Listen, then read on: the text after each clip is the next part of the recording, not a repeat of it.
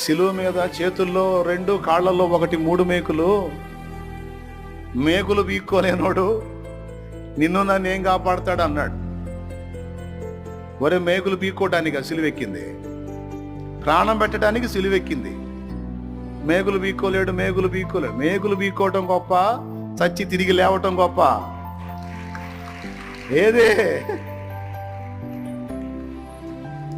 ఏది గొప్పరా అయ్యా? ఏది గొప్ప? దేవునికి స్తోత్రం కలుగును గాక. గుర్తుపెట్టుకో, ఒక మాట చెప్తున్నా. అగ్నిగుండంలోనికి భక్తులు ప్రవేశించకుండా ఆపగలడు, కానీ ఆపలా. అగ్నిగుండంలోనికి పోనిచ్చాడు. అయితే అగ్ని నడుమ ఆయన ప్రత్యక్షమయ్యాడు. స్తోత్రం. అవునా?